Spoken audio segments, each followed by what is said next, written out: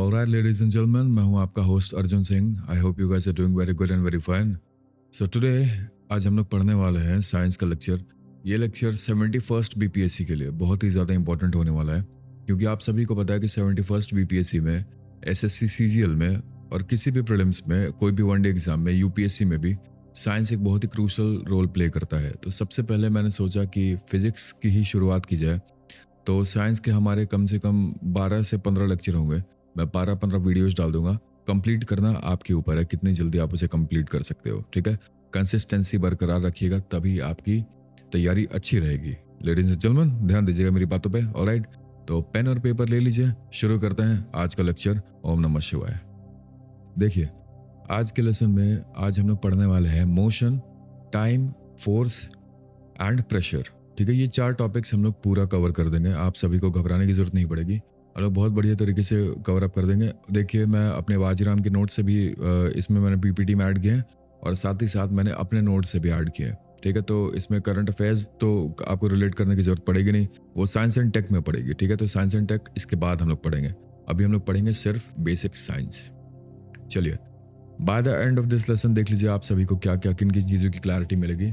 Types of forces and pressure, pressure, buoyancy और applications उसके, friction और उसके इम्पोर्टेंस। फ्रिक्शन क्या है और उसका इम्पोर्टेंस क्या है। हिंदी माध्यम के लोगों से मैं एक रिक्वेस्ट करूंगा, आप पढ़ लीजिए मुझसे, हिंदी में पढ़ाऊंगा ही। लिखा जो रहेगा स्क्रीन पे वो अंग्रेजी में रहेगा, तो आपको क्या करना है कि गूगल पे जाना है, आप इसे बस चुपचाप ट्रांसलेट कर लीजिए, क्योंकि कोई और टीचर अभी आपको नहीं पढ़ाने वाला बीपीएससी बिना कोर्स लिए हुए। ठीक है, सब आपको उलझा के रखेंगे। तो मेरी बातें मान लीजिए, मेरे साथ पढ़ लीजिए चुपचाप। बस आपके पास अभी कोई और चारा नहीं है, और निकाल लोगे प्रीलिम्स बीपीएससी, मैं आपको गारंटी देता हूँ। बस जो बोलूँ मैं वो काम करो। ऑलराइट, सबसे पहली चीज मैं आपको बात करना चाहता हूँ मोशन और मेजरमेंट ऑफ टाइम। क्या होता है ये मोशन और टाइम क्या है? देखिए, सिंपल सी चीजें बोलूंगा। जब भी मोशन शब्द से मतलब आपको क्या समझ में आता है? मोशन का मतलब चलना। किसी भी चीज का मोशन होता है मतलब उसका मतलब होता है चलना। ठीक है, जब भी हम अपने आसपास देखते हैं तो आपको सब कुछ दिख रहा होगा हिलता डुलता। ठीक है, तो आप कोई भी चीज़ देखो, आप स्टैटिक चीज़ें आपको लगेगा कि ये चीज़ें एक जगह पे स्थिर है, ऐसा नहीं है। आप कप रखा हुआ है, पेन रखा हुआ है, पेपर रखा हुआ है, नोटबुक रखा हुआ है, सारी चीज़ें हिलती डुलती रहती हैं। ठीक है, गाड़ियाँ जो रोड पे चलती हैं, बच्चे पार्क में खेलते हैं, हम खुद चलकर स्कूल या मार्केट जाते हैं, ये सारी चीज़ें मोशन है, यानी कि मूवमेंट। ठीक है, मेजरमेंट ऑफ टाइम की अगर मैं बात करूं तो आपको सिंपल सी बात पता है कि टाइम का मतलब होता है समय। समय, ठीक है। हम लोगों ने एक चीज़ों को नापने के लिए, चीज़ों को नहीं, अपने टाइम स्पैन को, टाइम लाइन को नापने के लिए हम लोगों ने समय बनाया। ठीक है, हम हर चीज़ को टाइम से मेजर करते हैं। जैसे कब स्कूल स्टार्ट होता है, एग्जाम कब होगा, कितनी देर में होमवर्क खत्म करना है, या क्रिकेट मैच कितने मिनट का होगा। टाइम का बेसिक यूनिट क्या होता है आप सभी को पता है? सेकंड। टाइम का बेसिक यूनिट होता है सेकंड। उसके बाद मिनट, 1 मिनट में होते हैं 60 सेकंड। फिर आवर में, 1 आवर में होता है 60 मिनट। ठीक है, एक इंटरेस्टिंग फैक्ट आप सुन लीजिए। गलीलियो एग्जाम में आ सकता है, एग्जाम पॉइंट ऑफ व्यू से आपको बता रहा हूँ। गलीलियो नाम के जो साइंटिस्ट ने, उन्होंने देखा कि एक चर्च में लैंप लटक रहा था और हिल रहा था। ठीक है, हर बार एक ही समय लेता था इधर से उधर जाने में, लेफ्ट साइड से राइट साइड तक जाने में सेम समय ले रहा था वो। ठीक है, और वहीं से हम लोगों ने टाइम मेजर करना शुरू किया। अगर कोई पूछे कि समय की हम लोगों ने शुरुआत कहाँ से की, कैसे समझ में आया कि हम लोग का यहाँ से लेके, देखिए ऐसा होता है, पेंडुलम एक जगह स्थिर रहता है, एक फिर एकदम लेफ्ट पॉइंट पे, फिर वापस जब मीडियन पे आता है तो उसे हम लोग बोलते हैं 1 ऑक्सीलेशन। ठीक है, तो हम लोगों ने बोला कि हाँ ठीक है, ये 1 सेकंड हो गया ऐसा। ठीक है, तो गलीलियो साहब ने ये दिया था, जिसे हम लोग बेसिक पेंडुलम बोलते हैं। ठीक, तो आपको इसमें नोट डाउन क्या करना है, ये जो देखिए जो सिंपल सी चीज़ लिखी हुई है, टाइम की बेसिक यूनिट स्क्रीन पे आपको दिख रहा होगा, ये नोट डाउन कर लीजिए। ये आपका रिवीजन नोट्स है। ठीक है, मैं आपको रिवीजन नोट्स साथ साथ लिखवाते चलूंगा तो आपको आसानी होगी। ठीक है, अब हम लोग चलते हैं आगे। लेंथ की मैं बात करना चाहता हूँ। लेंथ का ऐसा यूनिट, पहले हम लोग यूनिट नहीं समझते, पहले हम लोग देख लेते लेंथ का मतलब क्या होता है। लेंथ का मतलब आप क्या बोलोगे? लंबा नहीं, लंबा होता है लॉन्ग। लेंथ मतलब होता है किसी भी चीज की लंबाई या फिर दूरी नापने के लिए जो चीज हम लोग है वो हम लोग बोलते हैं लेंथ। ठीक है, जितनी दूर आप क्लासरूम से प्ले ग्राउंड तक चल के जाते हो वो लेंथ है। ठीक है, आप अपने घर से बीपीएससी सेंटर तक जाओगे, एसएससी सेंटर तक जाओगे, वो लेंथ है, ठीक है। सबसे इंपॉर्टेंट यूनिट होता है मीटर। मीटर जिसे हम लोग स्मॉल एम भी बोलते हैं। 1 मीटर में 100 सेंटीमीटर होता है, आप सभी को ये बात पता है, और 1 सेंटीमीटर में होता है 10 मिलीमीटर। ऑलराइट, अब नोट पॉइंट ऑफ व्यू से लिख लीजिए, लेंथ का ऐसा यूनिट क्या होता है, मीटर होता है। 1 मीटर में 100 सेंटीमीटर, 1 सेंटीमीटर में 10 millimetre. Alright, types of motion की बात करता हूं। देखिए, rectilinear motion, circular motion, periodic motion, combination of motion, 4 motion होते हैं। रेक्टिलिनियर एक एक करके आपको समझाऊंगा। रेक्टिलिनियर मोशन क्या होता है, देखो, जब भी कोई ऑब्जेक्ट सीधी लाइन में मूव करे, मेरा पेन कहाँ गया, ये रहा, सीधी लाइन में, ये स्ट्रेट लाइन है, सीधी लाइन में मूव करे, ठीक है, उसे हम लोग बोलते हैं रेक्टिलिनियर मोशन। एग्जाम्पल के तौर पे मैं आपको बताना चाहता हूँ, कार एक सीधी सड़क पे चलती है, या फिर जब स्प्रिंट वाली रेस होती है कि सीधे 100 मीटर का रेस है पर सीधी रेस, ठीक है, तो उसे हम लोग बोलते हैं रेक्टिलिनियर मोशन। सर्कुलर मोशन क्या होता है, जब भी कोई चीज एक सर्कल में चले, सर्कल सर्कल ऐसे घूम रहा है, ठीक है, इसे हम लोग बोलते हैं सर्कुलर मोशन, ठीक है। ऑर्बिट जो होता है अर्थ का ऑर्बिट है सन के अराउंड, तो उसे हम लोग बोलते हैं सर्कुलर मोशन, ठीक है। पीरियोडिक मोशन क्या होता है, जब कोई मूवमेंट बार बार एक जैसे इंटरवल पर रिपीट करता है। अभी मैंने आपको क्या बताया, पीरियडिक मतलब पीरियड, एक पीरियड में एक मूवमेंट रिपीट हो रहा है। जैसे आपको मैंने पेंडुलम का एग्जांपल दिया, वो पीरियोडिक मोशन है, ठीक है। हवा चल रही है, पेड़ है, ब्रांचेस ऐसे ऐसे हिल रही है, ठीक है, ये पीरियोडिक मोशन है। कॉम्बिनेशन मोशन क्या होता है, कभी कभी ऑब्जेक्ट में एक या एक से ज्यादा, एक नहीं एक से ज्यादा मोशंस होते हैं, उसे हम लोग बोलते हैं कॉम्बिनेशन मोशन, ठीक है। बॉल रोलिंग, अगर कोई रोल कर रहा है बॉल, एक बॉल है, सर्कुलर बॉल है, कहाँ गल रहे, ये बॉल है, ठीक है। इमेजिन करिए आप 2D पिक्चर देख रहे हैं, मूवी देख रहे हैं, ये बॉल है, ये सीधे रोल कर रहा है, ऐसे ऐसे रोल कर रहा है, ये इस पे रोल कर रहा है। तो आप जब रोल करोगे तो देखोगे ये 2 मोशन है, एक तो सीधे भी चल रहा है, ठीक है, इसमें रेक्टिलिनियर मोशन भी है और रोलिंग मोशन भी है। तो रोलिंग ऑफ अ बॉल एक कॉम्बिनेशन मोशन का एग्जाम्पल है, ठीक है। बीपीएससी नोट्स में इसमें लिख लीजिए, नोट्स में क्या, आपको सिंपल सी बात बताता हूँ। रेक्टिलिनियर मतलब स्ट्रेट लाइन में मोशन, सर्कुलर में सर्कल में मोशन होना, चक्री, पीरियोडिक में बार बार रिपीट होता हुआ पेंडुलम, ठीक है, और कॉम्बिनेशन में एक से ज्यादा मोशन, एग्जांपल रोलिंग बॉल, ठीक है। अब आ जाते हैं हम लोग नेक्स्ट स्लाइड पे, uniform and non uniform motion.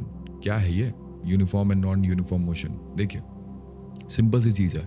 Uniform का मतलब क्या होता है, यूनिफॉर्म का मतलब आईपीएस बनने के बाद जो मैं यूनिफॉर्म पहनूंगा वो यूनिफॉर्म नहीं। यूनिफॉर्म का मतलब जो बदले नहीं समय के साथ, ठीक है, समय के साथ जिसमें बदलाव ना हो।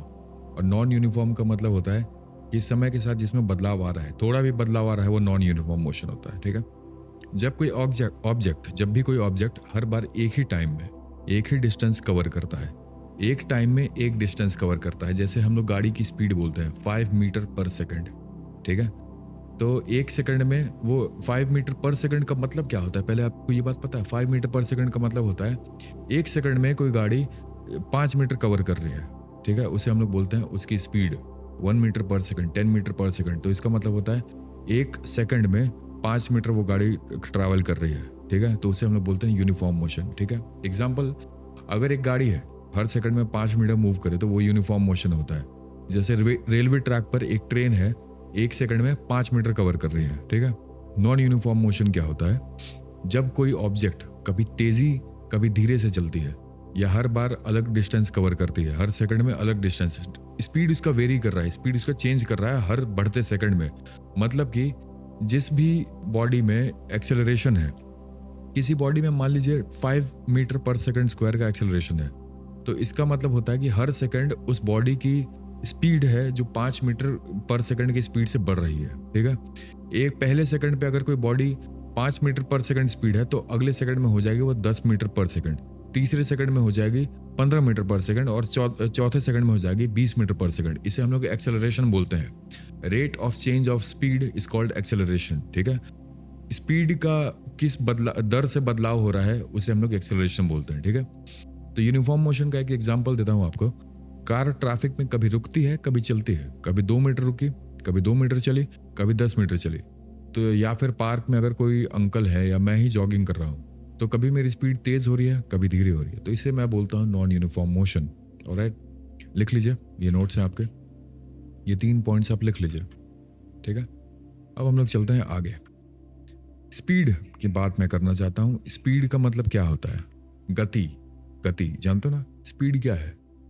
स्पीड का मतलब एक ऑब्जेक्ट कितनी जल्दी अपना रास्ता कवर करता है, कितनी जल्दी अपना डिस्टेंस कवर कर रहा है, उसे हम लोग बोलते हैं स्पीड। ठीक है, इसका फॉर्मूला क्या है? लिखिए formula. Speed is equal to, numericals आएंगे, पहले बता रहा हूं आपको। Speed is equal to distance upon time. Alright, और इसका एसआई यूनिट क्या है? मीटर पर सेकंड। मीटर पर सेकंड, ठीक है। और एक और यूनिट होता है इसका, किलोमीटर पर आवर। मीटर पर सेकंड और किलोमीटर पर आवर, ठीक है। एवरेज स्पीड एक टर्म है जिसे मैं आपको समझाना चाहता हूँ। एवरेज स्पीड होता है total distance upon total time. अभी फॉर्मूला मत लिखिए, पहले सुन लीजिए। कभी कभी ऑब्जेक्ट की स्पीड चेंज होती है, ठीक है, तो हम एवरेज निकालते हैं। एवरेज आपको पता है ना कि क्या होता है? एवरेज मैथ्स में पढ़ा हुआ है। तो उस एवरेज निकालने के लिए हम लोग बोलते हैं कितना डिस्टेंस उन्होंने कवर किया और कितने टाइम में कवर किया। That is called average speed, ठीक है। फॉर एग्जाम्पल, मान लीजिए अगर एक कार है जो 100 किलोमीटर 2 घंटे में कवर कर रही है, तो उसकी एवरेज स्पीड हो जाएगी 50 किलोमीटर पर आवर, ठीक है, एवरेज स्पीड। क्योंकि अब ऐसा तो नहीं है ना कि 2 घंटे में तो लगातार स्पीड सेम स्पीड से चले। कभी कभी ऐसा होगा कि कभी 10 किलोमीटर पर आवर की स्पीड है, कभी 20 है, कभी 30 है। तो उसी तरीके से 2 इंस्ट्रूमेंट्स मैं आपको बताना चाहता हूँ स्पीड से रिलेटेड, इसको नोट डाउन करिए। स्पीडोमीटर, सबसे पहला है स्पीडोमीटर। गाड़ी में जो मीटर होता है जो बताता है कि अभी उस गाड़ी की करंटली कितनी स्पीड है, ठीक है। और फिर आता है ऑडोमीटर, ODOMETER। गाड़ी में एक और मीटर होता है जो आपको यह बताता है कि कितना गाड़ी ने डिस्टेंस ट्रैवल किया। स्पीडोमीटर और ऑडोमीटर, बस ये दो चीज, ठीक है। जो नोट्स लिखे हैं वो नोट डाउन कर लीजिए। इससे आपको याद रहेगा कि मैंने आपको क्या पढ़ाया। आपको चीजें अभी समझ में आ गई, मैं जानता हूं, पर बाद में जब आप खोलोगे आपके पास कुछ तो होना चाहिए रिवाइज करने के लिए, इसलिए बोल रहा हूं, ठीक है। अब आ जाइए वेलोसिटी पे। वेलोसिटी क्या होता है? स्पीड और वेलोसिटी सेम चीज है, बस एक स्केलर क्वांटिटी एक वेक्टर है। अर्जुन, वेक्टर क्या होता है बता रहा हूं भाई। देखो, वेलोसिटी का मतलब क्या होता है? स्पीड जिसमें डायरेक्शन भी होती है, मतलब कितनी तेजी से जा रहे हो, और प्लस किस डायरेक्शन में जा रहे हो। अगर मान लीजिए कोई गाड़ी है जो 60 किलोमीटर पर आवर की स्पीड से ईस्ट की तरफ जा रही है, पूरब की तरफ, ईस्ट, तो वेलोसिटी उसकी हो जाएगी 60 किलोमीटर पर आवर ईस्ट, ठीक है। स्पीड में हम लोग क्या बोलते थे? बस 60 किलोमीटर पर आवर, पर स्पीड में हम लोग क्या बोलते हैं? 60 kilometre per hour east. Alright, average velocity की अगर मैं बात करूं, जब वेलोसिटी चेंज हो रही हो, वेलोसिटी चेंज हो रही है, आप समझो, ठीक है, चेंज हो रही है, बदल रही है हर सेकंड में, मतलब उसमें एक्सेलरेशन है। ऑलराइट, तो एवरेज वेलोसिटी क्या हो जाता है? Initial velocity plus final velocity upon 2। ध्यान से सुनो मेरी बात। एवरेज वेलोसिटी क्या होता है? फिजिक्स इज फन, तभी फन है जब आप फिजिक्स को इमेजिन करिएगा। अगर मान लीजिए कोई गाड़ी है, ठीक है, वो एवरेज वेलोसिटी आपका निकालना है, तो उसकी जो इनिशियल वेलोसिटी का मतलब होता है शुरुआत की वेलोसिटी, शुरुआती वेलोसिटी, ठीक है। जब उसने चलना शुरू किया उस समय कितनी स्पीड है उसकी, ठीक है, फर्स्ट सेकंड में, क्योंकि 0 सेकंड पे हमेशा उसका स्पीड 0 ही रहेगा किसी भी बॉडी का, अगर वो रेस्ट से शुरू कर रहा है। तो अगर कोई गाड़ी रुकी हुई है तो उसका time is equal to 0 second का अगर हम लोग ग्राफ देखें तो उसका स्पीड 0 ही रहेगा ना, गाड़ी रुकी है तो 0, ठीक है। तो 1 सेकंड पे जो फर्स्ट सेकंड आएगा उसी पे उसकी इनिशियल वेलोसिटी नाप ली जाती है, ठीक है। तो फाइनल वेलोसिटी अगर मान लीजिए 100 है और इनिशियल वेलोसिटी है उसका 2 किलोमीटर पर आवर, तो 102/2, ठीक है, 51 किलोमीटर पर आवर होगा आपका एवरेज वेलोसिटी। इस तरीके से निकलता है, बहुत सिंपल होता है, ठीक है। लिखिए, नोट डाउन कर लीजिए जो चीजें यहाँ लिखी हैं स्क्रीन पे। एक्सेलरेशन पे आ जाइए। एक्सेलरेशन क्या होता है? जब ऑब्जेक्ट की वेलोसिटी की बात करो, स्पीड की नहीं। स्पीड और वेलोसिटी सेम चीज ही होती है अगर आप बस आप नंबर के हिसाब से देखोगे, पर फिजिक्स के टर्म में स्पीड और वेलोसिटी अलग अलग चीज होती है, ठीक है। आप पढ़े लिखे लोग हो, आप स्पीड और वेलोसिटी का डेफिनेशन जानते हो, तो आप हम लोग एक्सेलरेशन में वेलोसिटी जानेंगे। वेलोसिटी का मतलब स्पीड विथ डायरेक्शन, ठीक है। तो जब वेलोसिटी टाइम के साथ बढ़ती या घटती है तो उसको हम लोग एक्सेलरेशन बोलते हैं। अब आप बोलोगे, अर्जुन मुझे एक बात बताओ, स्पीड मतलब बढ़ती भी है क्या, घटती भी है क्या? बिल्कुल घटती है, आपको पता है ना ये बात। और जब हमारा गाड़ी का स्पीड या फिर हमारा स्पीड, किसी ऑब्जेक्ट का स्पीड बढ़ रहा है तो हम लोग वहां पे बोलते हैं एक्सेलरेशन, ठीक है। और जब स्पीड घट रहा है तो वहाँ हम लोग क्या बोलेंगे? डी एक्सेलरेशन मत बोलना। डी एक्सेलरेशन पढ़े लिखे लोग नहीं बोलते हैं, आप बोलोगे रिटार्डेशन। जब स्पीड घटती है और उस समय हम लोग को एक्सेलरेशन नापना है, स्पीड अगर बढ़ रही है तो किसी एक्सेलरेशन से बढ़ रही है, और जब स्पीड घट रही है तो वो भी किसी एक्सेलरेशन से ही घट रही है, तो उस नेगेटिव एक्सेलरेशन को हम लोग बोलते हैं रिटार्डेशन। ठीक है, अब इसका फॉर्मूला क्या है आपको पता है? Final velocity minus initial velocity upon time. ठीक है, तो हम लोग का एक्सेलरेशन निकल जाएगा। एक्सेलरेशन का ऐसा यूनिट क्या होता है? मीटर पर सेकंड। मीटर पर सेकंड स्क्वायर, याद रखिएगा, मीटर पर सेकंड स्क्वायर। ठीक है, पॉजिटिव एक्सेलरेशन का मतलब क्या होता है? स्पीड बढ़ रही है। नेगेटिव एक्सेलरेशन का मतलब होता है स्पीड घट रही है। पॉजिटिव एक्सेलरेशन को हम लोग क्या बोलते हैं? एक्सेलरेशन, और नेगेटिव एक्सेलरेशन को हम लोग बोलते हैं रिटार्डेशन। ठीक है, सिंपल सा है ये। ऑलराइट, अब आ जाइए मैकेनिकल या फिर काइनेटिक फिजिक्स पे, जिसे हम लोग बोलते हैं इक्वेशंस ऑफ मोशन। क्या है इक्वेशंस ऑफ मोशन? आप सभी को ये बात पता है? नहीं पता है? ये 3 मोशन के इक्वेशन होते हैं। ठीक है, लॉज ऑफ मोशन नहीं, इक्वेशंस ऑफ मोशन। ठीक है, जिसे हम लोग बोलते हैं v is equal to you plus A t, s is equal to U T plus half A T square, और v square minus you square is equal to 2as। ठीक है, इसे हम लोग बोलते हैं इक्वेशन ऑफ मोशन। सुनो, ये चेक क्या है, बहुत अच्छी चीज़ है ये। देखिए, सिंपल तरीके में आपको समझाता हूँ। जब कोई ऑब्जेक्ट किसी सीधी लाइन में ट्रैवल कर रही है तो वहाँ कौन सा मोशन होता है? पहले तो ये सोचिए, आप दिमाग में इमेजिन करिए। जब कोई ऑब्जेक्ट सीधी लाइन में ट्रैवल कर रही है, तो मैंने आपको क्या बताया था? सीधी लाइन में जब कोई ऑब्जेक्ट ट्रैवल करे तो हम लोग उसे बोलते हैं लीनियर मोशन। ठीक है, और उस ऑब्जेक्ट में यूनिफॉर्म एक्सेलरेशन है। यूनिफॉर्म एक्सेलरेशन का मतलब क्या होता है? एक्सेलरेशन है या नहीं? बिल्कुल है, पर एक्सेलरेशन यूनिफॉर्म है। यूनिफॉर्म का मतलब एक्सेलरेशन बढ़ नहीं रहा है या तो घट नहीं रहा है। ठीक है, तो यूनिफॉर्म एक्सेलरेशन के साथ अगर कोई ऑब्जेक्ट सीधी लाइन पे ट्रैवल कर रहा है, इमेजिन करना सीखना होगा आपको। Physics is fun, physics is love. तो इमेजिन करिए इस चीज को। साइंस से 30 क्वेश्चन आते हैं, 30 क्वेश्चन आपने कर लिया मेरे साथ पढ़ के, तो आप एक बात समझ जाओ कि आप क्वालिफाई, आप SDM हो इस बार। तो 3 इंपॉर्टेंट फॉर्मूलाज यानी कि इक्वेशंस ऑफ मोशंस यूज होते हैं। कब? 3 कंडीशन है इसमें। जब कोई ऑब्जेक्ट सीधी लाइन में एक्सेलरेशन के साथ और यूनिफॉर्म एक्सेलरेशन, ठीक है, तो 3 इक्वेशंस वहाँ पे यूज होते हैं। ये फॉर्मूलाज बेस्ड होते हैं वेलोसिटी पे, डिस्टेंस पे, टाइम पे और एक्सेलरेशन पे। ठीक है, ये 4 चीज़ें कनेक्टेड होती हैं वहाँ पे। Velocity, distance, time and acceleration, they all are interconnected. ठीक है, इसे ही हम लोग बोलते हैं इक्वेशंस ऑफ मोशन। फॉर्मूला याद रखो। कैसे याद रखोगे? वेलोसिटी टाइम रिलेशन लिखो। Velocity time relation, VT relation, velocity time relation. V is equal to you plus A T. यहाँ पे V क्या है? फाइनल वेलोसिटी, U है इनिशियल वेलोसिटी, A है एक्सेलरेशन और T है टाइम। ठीक है, पोजीशन टाइम रिलेशन, इक्वेशन 2 है position time relation. S is equal to U T plus half A T square. ठीक है, S क्या है? यहाँ पे total distance, total distance covered by an object. जिस भी ऑब्जेक्ट का आप इक्वेशन निकाल रहे हो, उसका जो भी डिस्टेंस कवर्ड है वो हम लोग S से डिनोट करते हैं। S से यहाँ पे स्पीड नहीं है, याद रखिएगा। ठीक है, और U क्या है? इनिशियल वेलोसिटी, A है एक्सेलरेशन, T है टाइम। ठीक है, अब आ जाइए थर्ड लिखिए, position velocity. Position velocity relation, V square minus you square is equal to 2as। ये बहुत ही इंपॉर्टेंट है, सवाल इसी से आते हैं इक्वेशंस। ठीक है, न्यूमेरिकल।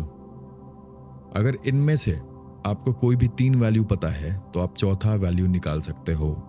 ठीक है, अगर इनमें से आपको कोई भी 3 वैल्यूज पता है तो आप चौथा वैल्यू निकाल सकते हो। 2 वैल्यूज पता है तो आप तीसरा वैल्यू निकाल सकते हो, and so on. Note down कर लीजिए। नेक्स्ट टॉपिक पे चलते हैं, यूनिफॉर्म सर्कुलर मोशन। फिर सिंपल सी बात, यूनिफॉर्म का मतलब क्या? जो समय के साथ बदले नहीं। ठीक है, जब कोई ऑब्जेक्ट एक सर्कल के रास्ते पर कांस्टेंट स्पीड से घूमता है, कांस्टेंट स्पीड से घूमता है सर्कल के रास्ते पर, ठीक है, तो उसे हम लोग यूनिफॉर्म सर्कुलर मोशन कहते हैं।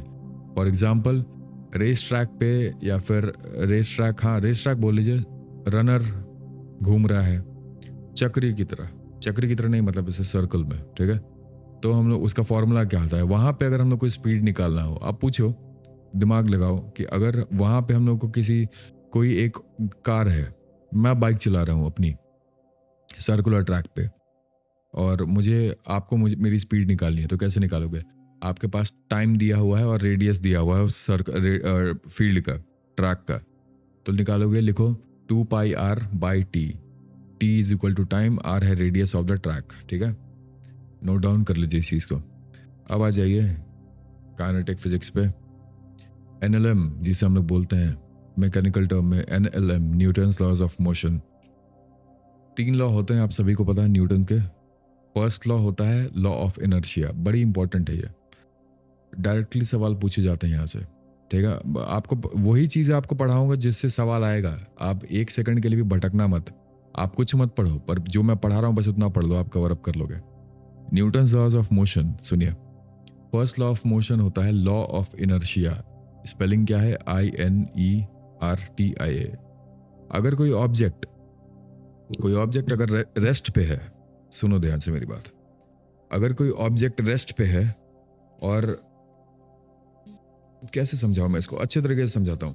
If an object is at rest और if an object is at motion, the object will stay in that condition until and unless an external force is applied। इसका मतलब क्या हुआ? अगर कोई ऑब्जेक्ट रेस्ट पे है, ठीक है, या फिर कोई ऑब्जेक्ट मोशन पे है, तो वो उसी अपने स्टेट को नहीं छोड़ेगा जब तक उस पर कोई एक्सटर्नल फोर्स ना लगाया जाए।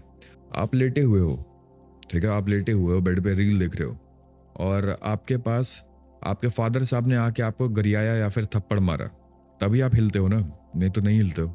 यही सेम चीज़ होता है, लॉ ऑफ इनर्शिया यही कहता है, जब तक कोई एक्सटर्नल फोर्स ना लगे, कोई ऑब्जेक्ट फिजिकल वर्ल्ड में, फिजिक्स के टर्म में अपने ही पोजीशन पे रहेगा, स्टेट में रहेगा, पोजीशन बने। ठीक है, एग्जांपल, बस अचानक रुकती है, आप लोग बस में ट्रैवल करो, इमेजिन करिए यू आर ट्रैवलिंग इन अ बस, बहुत बड़ी बस है, बस अचानक रुकी, ड्राइवर सामने एक आदमी लड़ मर गया, ड्राइवर ने ब्रेक मारा और ठोक दिया, वो आदमी जो था वो तिलंडी में चला गया।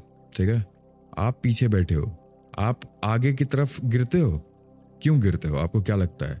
आप तो बोलोगे कि भैया मैं तो स्टेट ऑफ रेस्ट पे हूँ, फिर मैं कैसे गिरा? आप इसलिए गिरते हो क्योंकि आपकी बॉडी रेस्ट पे है। पर अगर आप देखोगे, आप बस के साथ, बस की अगर स्पीड 100 है तो आपकी स्पीड भी 100 है, पर आपके हिसाब से, आपके इन्वायरमेंट के हिसाब से आप रेस्ट पे हो, क्योंकि आपके आसपास के लोग रेस्ट पे हैं। ठीक है, ये था law of inertia, first law. ठीक है, इनर्शिया के बारे में मैं कुछ बताना चाहता हूँ आपको। इनर्शिया किसी भी चीज़ की अपनी स्टेट, किसी भी चीज़ की अपनी स्टेट, ठीक है, रेस्ट या मोशन को बनाए रखने की आदत को इनर्शिया बोलते हैं। किसी भी चीज़ की अपनी स्टेट को बनाए रखने की जो आदत होती है, अगर ये एसी का रिमोट है, ये मेरे हाथ में है, ये स्टेट रेस्ट के स्टेट पे है, इसी की जो आदत है रेस्ट लेने की, यही हम लोग इनर्शिया बोलते हैं सिंपल टर्म में। ठीक है, जितना ज़्यादा मास उतनी ज़्यादा इनर्शिया। इस एसी के रिमोट का भार और इस पेन का भार, किस में ज़्यादा इनर्शिया होगा? आपको क्या लगता है? जिसका जितना ज़्यादा मास हो, मास मतलब जितना भार होगा, इसका भार ज़्यादा है, पेन का भार कम है। ठीक है, सिंपल। सेकंड लॉ की अगर मैं बात करूं तो फोर्स एंड एक्सेलरेशन का लॉ है ये, जिसे हम लोग बोलते हैं force is directly proportional to acceleration. मतलब अगर कोई बॉडी है, ठीक है, अगर फोर्स लगाते हो तो ऑब्जेक्ट की स्पीड या डायरेक्शन बदल सकती है, यानी ऑब्जेक्ट एक्सेलरेट हो रहा है, ठीक है, फोर्स लगा रहे हो तो ऑब्जेक्ट की स्पीड बदलती है या फिर डायरेक्शन बदलता है। ये पेन इधर जा रहा है, ये बस है मान लो, इधर जा रहा है, बजरंग बली आया, इस पे फोर्स लगा, ये पीछे जाने लगा, स्पीड बदला, डायरेक्शन बदला, तो यही हम लोग बोलते हैं मतलब क्या बोलते हैं, यही इक्वेशन है, कुछ बोलते नहीं है। तो इसका मतलब क्या है? Force is directly proportional to acceleration. मतलब आप किसी बॉडी पे जितना ज़्यादा फोर्स लगाओगे, उस बॉडी पे उतना ही ज़्यादा बदलाव आएगा उसके मोशन में। ठीक है, अब इसको हम लोग लिखते कैसे हैं? F is equal to ma। इसका मतलब force is equal to mass into acceleration. ठीक है, force is directly proportional to acceleration, याद रखिएगा इस चीज को, and mass is constant. Momentum क्या होता है? मोमेंटम लिखो, मोमेंटम p, मोमेंटम को हम लोग डिनोट करते हैं स्मॉल p से, बहुत जरूरी है ये, लिखिए। मोमेंटम को हम लोग डिनोट करते हैं स्मॉल p से। Small p is equal to mv, p is equal to mv। ठीक है, कैपिटल P प्रेशर होता है, कैपिटल P में कंफ्यूज मत होना, याद रखिए। Small p is equal to small v into v, mass into velocity. ये हम लोग बोलते हैं मोमेंटम। जब किसी का बॉडी का मास और हम लोग उसी बॉडी का वेलोसिटी मल्टीप्लाई कर देते हैं, दोनों को गुणा कर देते हैं, तो हम लोग मोमेंटम निकाल सकते हैं किसी भी बॉडी का। मोमेंटम क्या होता है? हम ये पेन पे धागा बांध दिए, मैंने इस पेन पे धागा बांध दिया, मैं ऐसे घुमा रहा हूँ इस पेन को, तो जो बाहर पत्थर लटका होगा, ठीक है, पत्थर या छोटा मार्बल कुछ भी लटका होगा, वो घूम रहा है, तो मास इंटू वेलोसिटी वही मोमेंटम है कि मैं ऐसे घुमा रहा हूँ, ये मोमेंटम क्रिएट कर रहा हूँ, ठीक है। तो चलिए, थर्ड लॉ क्या होता है? हर एक्शन का इक्वल एंड अपोजिट रिएक्शन होता है। बचपन में एक मास्टर था, बहुत ही बेकार था मेरे। वो बोलते थे कि अगर कोई लड़की को आप प्रपोज करो और उसने आपको थप्पड़ मार दिया तो एक्शन का रिएक्शन हुआ ना। ये बहुत ही वाहियात एग्जाम्पल है, ठीक है। ऐसे एग्जाम्पल्स बच्चों को नहीं देना चाहिए, बच्चों का दिमागी लौंडियाबाजी में घुस जाता है। सुनिए एग्जाम्पल, जब हम जमीन पे पैर मारते हैं, ठीक है, जमीन भी हमें पीछे धक्का देता है। या मान लीजिए मेरे पीछे जो दीवार है, ये जो दीवार है, इस पे मैंने धक्का मारा या मुक्का मारा, तो मेरे हाथ में चोट क्यों लगता है? क्यों लगता है चोट, बताइए?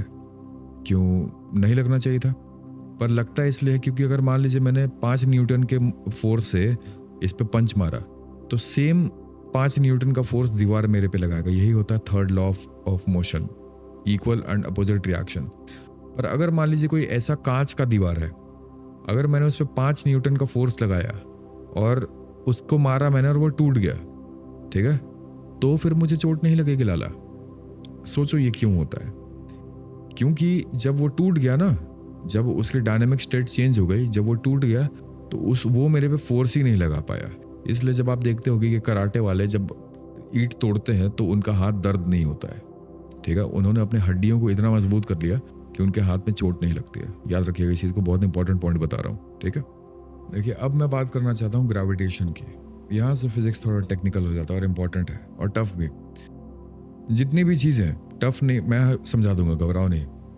जितनी भी चीज़ें हैं, ठीक है, वो एक दूसरे को अपनी तरफ खींचती हैं। Either it be natural bodies, पत्थर, पेड़, पहाड़, प्लैनेट्स, इंसान, कुछ भी हो, एक दूसरे को अपनी तरफ खींचती हैं, ठीक है। जमीन, अर्थ सबको नीचे खींचता है। इसी वजह से न्यूटन के सर पे एप्पल गिरा था, ठीक है। न्यूटन को इस चीज़ को डिफाइन किया ग्रेविटी के नाम से, ठीक है। यूनिवर्सल लॉ ऑफ ग्रेविटेशन क्या होता है? यूनिवर्सल लॉ ऑफ ग्रेविटेशन, जो चीज़ें मैं 2 बार बोलूँ उसको नोट डाउन कर लीजिएगा। हर ऑब्जेक्ट दूसरे ऑब्जेक्ट को अट्रैक्ट करता है, ठीक है। यही है यूनिवर्सल लॉ ऑफ ग्रेविटेशन। इसका फॉर्मूला है F = capital G into capital M into small m upon D का स्क्वायर। कैपिटल G क्या है? यूनिवर्सल ग्रेविटेशन को हम लोग इससे दिखाते हैं। कहीं भी फिजिक्स में कैपिटल G लिखा है तो मतलब यूनिवर्सल ग्रेविटेशन कांस्टेंट है वो, ठीक है। M है एक ऑब्जेक्ट का मास, स्मॉल m है दूसरे ऑब्जेक्ट का मास, D है उनके बीच की दूरी। ऑलराइट, इस चीज़ को नोट डाउन कर लीजिए। नीचे BPSC नोट्स जो है बहुत ज़रूरी है आपके रिविजन के लिए। चलिए अब हम लोग आगे बढ़ते हैं, मास एंड वेट। इन 2 चीज़ों में मेरे बच्चे बहुत ही ज़्यादा, मेरे बच्चे नहीं मतलब मेरे साथ के एस्पिरेंट्स बहुत ज़्यादा कंफ्यूज रहते हैं कि मास और वेट में क्या डिफरेंस है। अर्जुन, मैं आज आपको क्लियरली समझा देता हूँ मास और वेट क्या होता है। किसी भी चीज़ में कितना मैटर है, कितना मैटर मतलब बताता हूँ। देखो एग्जाम्पल देता हूँ तो समझ में आए। किसी भी चीज़ में जितना मैटर है वो उसका मास होता है। सिंपल सी एक बात है, ये एक स्टाइलस है, ठीक है। स्टाइलस मतलब ग्राफिक टैबलेट पे हम लोग इससे लिखते हैं, ये पेन नहीं है, ठीक है। ये हर जगह सेम रहता है, अर्थ पे, मून पे, सब जगह सेम रहेगा, स्पेस में हर जगह सेम रहेगा, ठीक है। ये किसी एक्सटर्नल फैक्टर पे डिपेंड नहीं करता है। अब इसका मतलब क्या हुआ? मून पे ग्रेविटी कम है, मरकरी पे ज़्यादा है, वीनस में ज़्यादा है, अर्थ पे नॉर्मल है जहाँ G = 10 मीटर पर सेकंड स्क्वायर। उसके बाद जैसे जैसे आप प्लूटो तक जाओगे वहाँ ग्रेविटी का फोर्स कम होता जाता है, ठीक है। पर एक सिंपल सी बात मैं आपको बता रहा हूँ, कम नहीं होता है, मतलब प्लैनेट के वेट पे भी डिपेंड करता है, काफ़ी सारी चीज़ें। मेरे एक एग्जांपल आप समझ गए मैं क्या बोलना चाहता हूँ। तो इसका मास कभी कम नहीं होगा। क्यों? इसका अंदर जो मैटर है, मान लीजिए इसके अंदर 100 मॉलिक्यूल है, वो तो कभी चेंज नहीं होगा और वही होता है मास, ठीक है। एक मॉलिक्यूल का दाम बोल रहा हूँ, एक मॉलिक्यूल का वेट मान लीजिए 1 ग्राम है, तो इसके अंदर मान लीजिए 100 मॉलिक्यूल है तो 100 ग्राम होगा इसका वेट। और ये मरकरी, वीनस, अर्थ, मार्स कहीं भी चेंज नहीं होगा, ठीक है। सिंपल सी बात है। वेट क्या होता है? वेट डिपेंड करता है एक्सटर्नल फैक्टर्स पे, जैसे कि ग्रेविटी, ठीक है, मास पे ग्रेविटी लगती है, ठीक है। जब 100 मॉलिक्यूल पे ग्रेविटेशनल फोर्स लगता है तो वो होता है वेट, ठीक है। इस पे फोर्स लगा, कौन सा? ये आप मान लो इसको आप लेके चले गए मून पे, ठीक है, मून पे, चांद पे। अब वहां का जो ग्रेविटेशनल पुल है वो 1/6 है अर्थ से, ठीक है। अगर यहाँ पे किसी ऑब्जेक्ट का वेट है 10 किलो, 60 किलो मान लीजिए, ठीक है, तो चांद पे हो जाएगा उसका 1/6, तो वो हो जाता है 10 kg, ठीक है। तो एक सिंपल सी बात है, मास कभी भी नहीं बदलता है, वेट हर जगह बदलता है, ठीक है। और वेट किस पे डिपेंड करता है? फोर्स पे, उस जगह के ग्रेविटेशनल पुल पे। अर्थ पे इस पे 10 मीटर पर सेकंड स्क्वायर का ग्रेविटेशनल पुल लगेगा, ठीक है। कैसे निकलता है ये? सिंपल सी बात सुनो, वेट का फॉर्मूला क्या होता है? मास इंटू ग्रेविटी, यही होता है वेट का फॉर्मूला। चुपचाप लिख लीजिए, बहुत आसान है, समझ में आ गया होगा। नहीं आया है कमेंट कर दो, समझा देता हूँ, ठीक है। कुछ भी नहीं समझ में आ रहा है कमेंट कर दो, कोई ना कोई मेरा प्रोजेक्टा समझा देगी, ठीक है, निमिषा समझा देगी। बहुत सारे मेरे प्यारे स्टूडेंट्स हैं जो बहुत स्मार्ट है, पढ़ने में बहुत मेहनत कर रहे हैं, कैसे रुकेंगे वो, ठीक है। मुझसे रोज बात करते हैं कि भैया ये परेशानी, मैं रोज उनको बताता हूँ। आप भी थोड़ा इंटरेक्ट करोगे तो आपको भी पता पड़ेगा, ठीक है। मुझे यार स्टूडेंट्स के नाम याद हो गए, सोचियो, माइशा भाई हो तुम मेरे, ठीक है, तो इस हिसाब से पढ़िए। एग्जाम्पल सुनिए, अगर अर्थ पे आपका वेट 60 है, मैंने आपको एग्जाम्पल दे दिया, तो आपका मून पे 10 हो जाएगा, क्योंकि मून की ग्रेविटी कम है, ठीक है। नोट डाउन कर लीजिए जो लिखा हुआ है, आगे बढ़ते हैं। अच्छा, वेट का फॉर्मूला क्या होता है?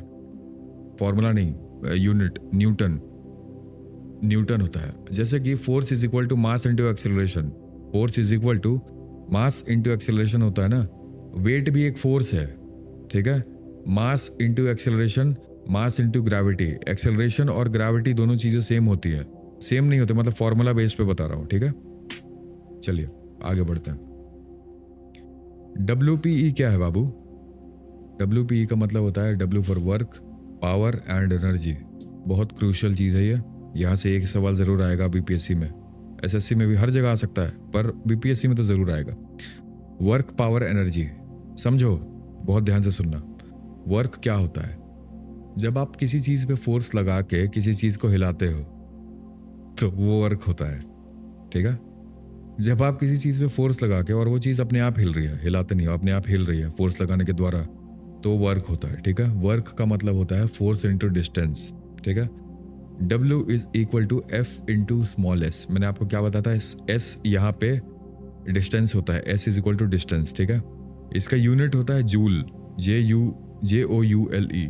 Joule, जूल, J, ठीक है। एनर्जी क्या होती है? देखिए, किसी काम को करने की एबिलिटी, पढ़ने की एबिलिटी। आप बोलते हो ना सर एनर्जी नहीं है, कहाँ से पढ़ूं? ये बात है, काम करने की एबिलिटी, पढ़ने की क्षमता, शक्ति, इसे हम लोग बोलते हैं एनर्जी। एनर्जी का भी यूनिट जूल ही होता है, याद रखिएगा। वर्क का भी जूल और एनर्जी का भी जूल, दोनों चीज की यूनिट सेम होती है, ठीक है। अब देखो, एनर्जी का फॉर्मूला क्या होता है? काइनेटिक एनर्जी का फॉर्मूला क्या होता है? काइनेटिक एनर्जी आपको पता है क्या होता है? दो तरह की एनर्जियां होती हैं, काइनेटिक एनर्जी और पोटेंशियल एनर्जी। अब आ जाइए ऑब्जेक्ट के टर्म में, इमेजिनेशन सोचिए। लड़कों का इमेजिनेशन अच्छा होता है, लड़कियों का भी हो सकता है। काइनेटिक एनर्जी क्या होता है? देखो, अगर ये ऑब्जेक्ट है, ये चल रही है, मैंने इसको फेंका आपकी तरफ, ठीक है, ये आएगा तो आपको अगर लगा, चेहरे पे लगा तो चोट लगेगा, क्यों लगेगा? जब ये मैंने चीज फेंका तो मैंने किसी फोर्स से फेंका, ठीक है, तो इसके अंदर जो शक्ति आ गई, इसे हम लोग कैलकुलेट करते हैं। काइनेटिक एनर्जी का फॉर्मूला होता है ½ m into we square, ½ mv², ठीक है। तो इसका जो मास है, मान लीजिए 100 ग्राम है, और इसकी मैंने 10 वेलोसिटी से इसको फेंका, 10 मीटर पर सेकंड, किलोमीटर पर आवर, कुछ भी, 10 वेलोसिटी से इसको फेंका, तो ½ इंटू मास है कितना? 10 इंटू वेलोसिटी का स्क्वायर, 10 का स्क्वायर कितना होगा? 100, ठीक है। तो 100 इंटू 10 1000, और 1000 बाई 2 तो क्या होगा? 500। तो 500 जूल का एनर्जी है इसके अंदर। और जब मैंने इसको फेंका और आपके शरीर पे ये लगा, तो जो इसकी काइनेटिक एनर्जी है वो आपके अंदर ट्रांसफर हो जाएगी, तो इसलिए आपको दर्द होता है, ठीक है। इसलिए ही आपको पेन होता है जब आपको चोट लगती है, तो ऑलराइट। पोटेंशियल एनर्जी क्या होता है लाला?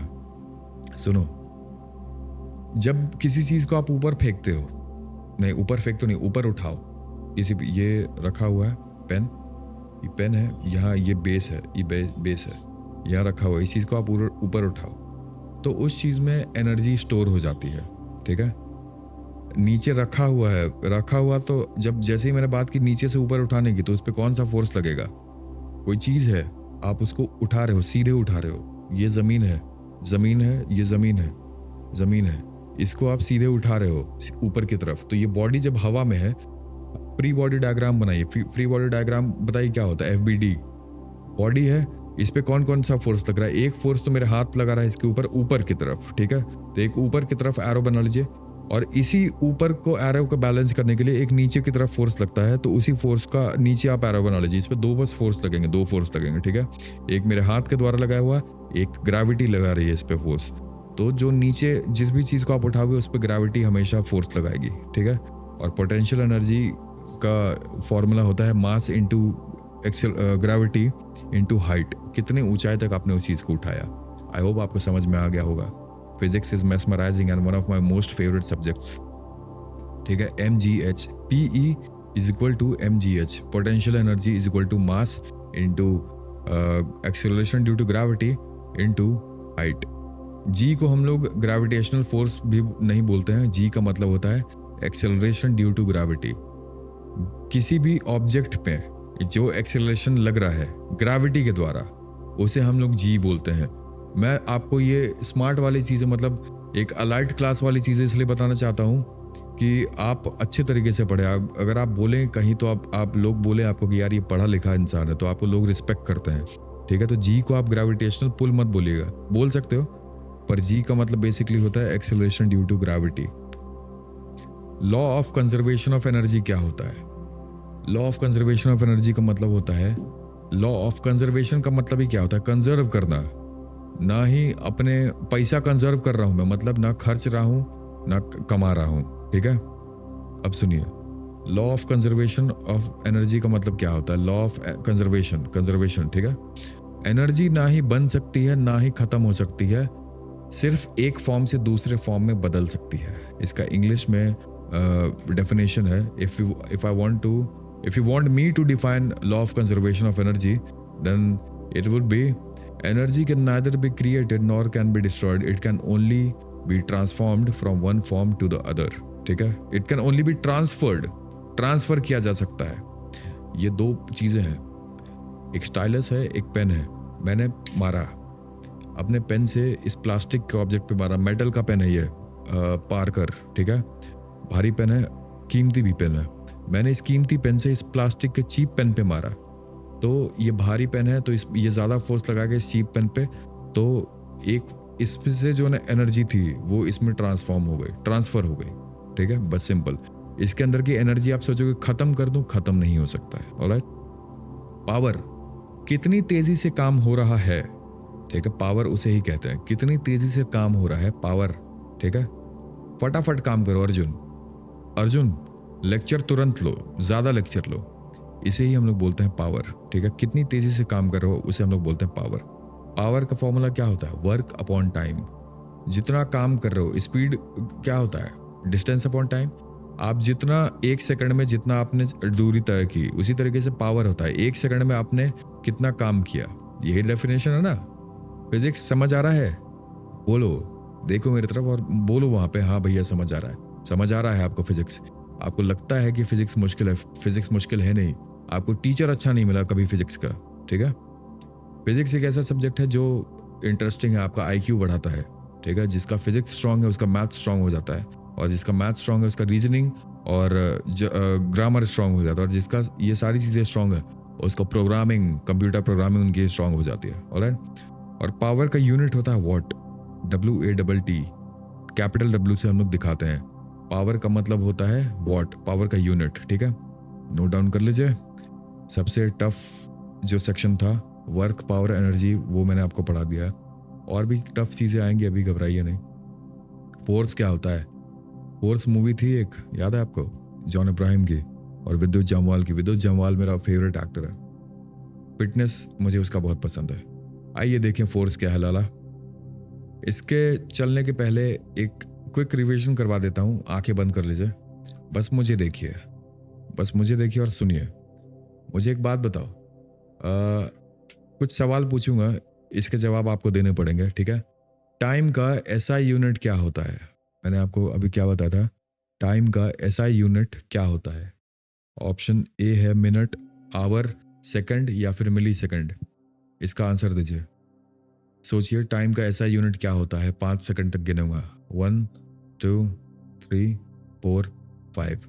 देखिए टाइम का ऐसा यूनिट होता है सेकंड, एस। ठीक है, अब सोचिए एक सेकंड क्वेश्चन पूछना चाहता हूं आपसे। एक कार है जो 10 मिनट में 600 मीटर चल रही है, उसकी एवरेज स्पीड बताओ। एक कार है जो 10 मिनट में 600 मीटर चल रही है, उसकी एवरेज स्पीड बताओ। टेंशन मत लो, ध्यान से सुनो। पेन और पेपर मत लो, इतनी छोटी इक्वेशन के लिए पेन पेपर लोगे क्या? सुनो, मैं क्या पूछ रहा हूं तुमसे, एवरेज स्पीड। एवरेज स्पीड का फॉर्मूला क्या था? Total distance travelled upon total time. ठीक है, 600 मीटर चला तो 600 बाय 10 करोगे क्या? नहीं, सुनो ध्यान से। डिस्टेंस दिया है मीटर में, टाइम दिया है मिनट में, तो फॉर्मूला क्या होता है? मीटर पर सेकंड होता है ना इसका यूनिट। तो इसको भी या तो आप मीटर को किलोमीटर में कन्वर्ट करिए, या तो आप मिनट को सेकंड में कन्वर्ट करिए। तो 600 मीटर है, ऊपर लिख दीजिए 600 मीटर। फॉर्मूला यही होता है, distance upon time. 600 metre upon 1 minute में कितना सेकंड होता है? 60। तो 60 इंटू 10, 600 सेकंड। ठीक है, तो 600 बाई 600 आप करोगे तो 1 मीटर पर सेकंड इसकी एवरेज स्पीड आ गई। ठीक है, आइए तीसरा सवाल पूछता हूं आपसे। सर्कुलर मोशन का बेस्ट एग्जाम्पल क्या होता है? सर्कुलर मोशन का बेस्ट एग्जाम्पल मुझे बताइए। सीधी रोड, चक्री घूमना, पेन गिरना, या फिर कार को पार्क में रुकना, कार पार्किंग करना? बताइए, मैं पानी पी रहा हूं तब तक।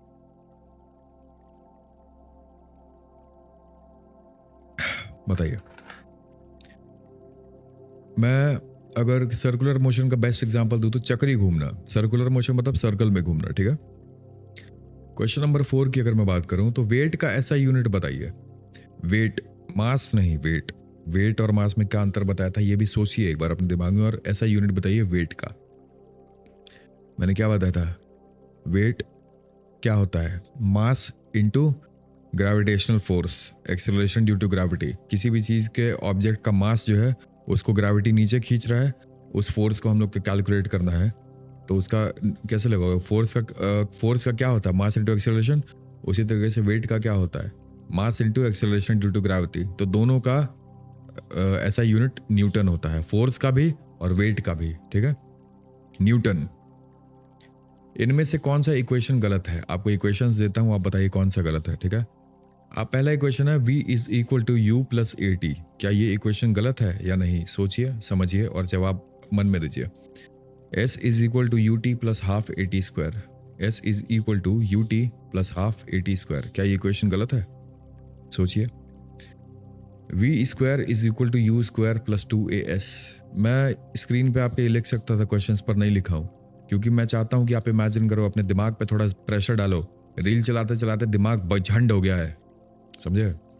और v square is equal to you square plus 2as। Option D है s is equal to U T plus 2at square. 5 second दे रहा हूं, सोचिए। 1 2 3 4 5। Option D s is equal to U T plus half A T square सही formula होता है। s is equal to U T plus 2at square गलत है। ठीक है, देखिए अब हम लोग बात करते हैं थ्रस्ट एंड प्रेशर की। थ्रस्ट क्या होता है यार? जब भी किसी सरफेस पर सीधा, आ जाओ डेमोन्स्ट्रेशन देता हूं। ये सरफेस है, ठीक है, ये सरफेस है, और इस सरफेस पे मैं सीधा फोर्स लगा रहा हूं। ठीक है, नीचे की तरफ। ठीक है, ऊपर से आया, फुई, छेद कर दिया मोबाइल में। तो जब भी किसी सरफेस पर सीधे मतलब परपेंडिकुलर फोर्स लगता है, परपेंडिकुलर 90 डिग्री का एंगल, अगर प्लेन में, ये प्लेन है और ये फोर्स लगाने का पेन है, इसके बीच में यहाँ देखो राइट साइड पे जहाँ मेरे छोटे वाली उंगली है, यहाँ पे 90 डिग्री का फोर्स बन रहा है, लगेगा 90 डिग्री का एंगल। तो जब 90 डिग्री का एंगल बने तो उसे हम लोग बोलते हैं थ्रस्ट। ठीक है, एग्जाम्पल के तौर पे जो मैंने आपको दिया, रियल लाइफ एग्जाम्पल अगर आप लोगे तो पिन को बोर्ड में अगर आप धक्का देते हो, एक पिन है उसको बोर्ड में, कार्डबोर्ड होता है उसमें, या फिर दीवार को कील को दीवार पे आप ठोकते हो, तो वहां पे सीधा फोर्स लगता है। अब बोलोगे कील तो टेढ़ा भी ठोकते हैं, टेढ़ा नहीं ठोका जाता है, सीधा ही ठोका जाता है। ठीक है, अब आ जाइए प्रेशर क्या होता है। प्रेशर का मतलब होता है थ्रस्ट अपॉन एरिया। प्रेशर का मतलब क्या होता है?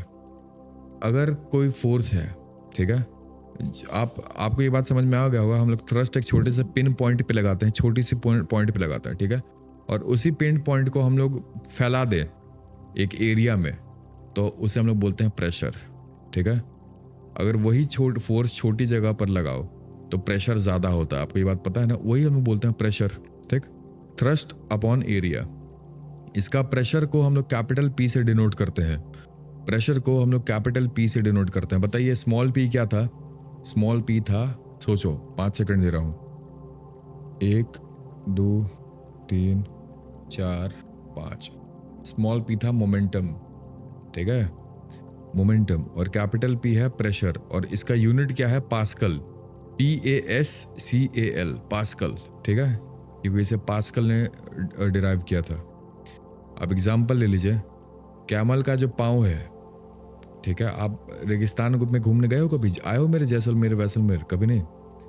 जमीन पर पाँव कैमल का नहीं धंसता है, ऊंट का जो पैर होता है वो जमीन में नहीं धंसता है रेत पे, क्यों? क्योंकि उसके पाँव का एरिया बड़ा रहता है, बड़ा पैर रहता है उसका साले का, ठीक है। प्रेशर बट गया, एरिया बड़े ज़्यादा एरिया में जब कोई चीज़ रखाता है तो वो प्रेशर वहाँ पे बढ़ जाता है ना। छोटे एरिया में लगा रहे हो तो वहाँ पे प्रेशर कम आता है, बड़े एरिया में फैला दो उसी फोर्स को तो वहाँ प्रेशर बढ़ गया, ठीक है। तो इसलिए अब शार्प नाइफ है, छोटा एरिया है, आप कभी कभी देखते होगे चाकू से टमाटर नहीं कटता है, देखियो, मैं सब खाना बनाता हूँ वही, इसलिए मुझे पता है, नाइफ से टमाटर नहीं कटता है। तो आप क्या करते हो, एक पॉइंटेड जो आगे पॉइंट होता है उससे पहले उसको अंदर घुसाते हो और फिर काटते हो, ठीक है, समझ गए। इसलिए अब मैं बात करना चाहता हूं एटमॉस्फेरिक प्रेशर की। एटमॉस्फेरिक प्रेशर क्या होता है? क्या लग रहा है नाम सुन के? एटमॉस्फेयर का प्रेशर, ठीक है। हम सब के ऊपर हवा है, आप सभी को पता है, हमारे स्ट्रेटोस्फेयर ज्योग्राफी में पढ़ा होगा, हवा है, और हवा हमारे ऊपर प्रेशर लगाता है। अब हवा को आप सोच रहे हो हवा तो कुछ है नहीं, आप गाड़ी चलाते हो आपको हवा फील होती है ना, ज़्यादा हवा आता है उड़ जाते हो ना, तो इसे ही हम लोग बोलते हैं एटमॉस्फेरिक प्रेशर। जो प्रेशर हमारे ऊपर, जो दबाव हमारे ऊपर हवा लगा रही है उसे हम लोग बोलते हैं एटमॉस्फेरिक प्रेशर। ये हवा का वेट है जो हम पे ऊपर से लगता है, सिंपल सी बात। हमारी बॉडी भी अंदर से इक्वल प्रेशर लगाती है, इसलिए हम कुछ फील नहीं करते हैं। अब बोलोगे हवा लगा रहा है प्रेशर भैया, तो हम लोग क्यों नहीं पिचक जाते हैं? इसलिए नहीं पिचकते हैं क्योंकि अंदर से हमारा बॉडी सेम फोर्स लगाता है, सोच लो। अब अगर मैं बात को बोलूँ, ब्लड प्रेशर हाई और लो क्यों होता है, आपको पता है? सोच के जवाब देना तो मुझे, देखो कितने इंटेलिजेंट स्मार्ट लोग बैठे हुए हैं, डिस्कस करना। कई बार सवाल आ जाता है कि why blood pressure varies, change क्यों होता है blood pressure, BP. Buoyancy, BUOYANCY, buoyancy क्या होता है बेटा? लाल जी मेरे, रुको कैमरा सेट कर रहा हूँ। देखो बॉयंसी एक बहुत ही सिंपल चीज होती है, आपको अभी समझा देता हूँ तो आपको समझ में आएगा। देखिए अगर मैं बॉयंसी की बात करूं, रुको, हाँ अब आ जाइए। बॉयंसी एक ऐसा टर्म है, ये पानी से रिलेट करते हैं हम लोग बॉयंसी को, ठीक है। अप थ्रस्ट जिसे बोलते हैं, अप थ्रस्ट मतलब ऊपर की तरफ फोर्स। आप पानी में कूद जाओ, ठीक है, पानी में आप हाथ डालते हो या फिर तैरते हो तो आपको ऐसा हल्का जैसा फील होता होगा, आपको लाइट फील होता है। स्विमिंग इसलिए पसंद है मुझे, आप लाइट फील करते हो, क्यों? क्योंकि आपके ऊपर पानी नीचे से ऊपर की तरफ फोर्स लगा रहा है, ठीक है। पानी हमेशा ऊपर की तरफ फोर्स लगाता है, याद रखिएगा इस चीज को।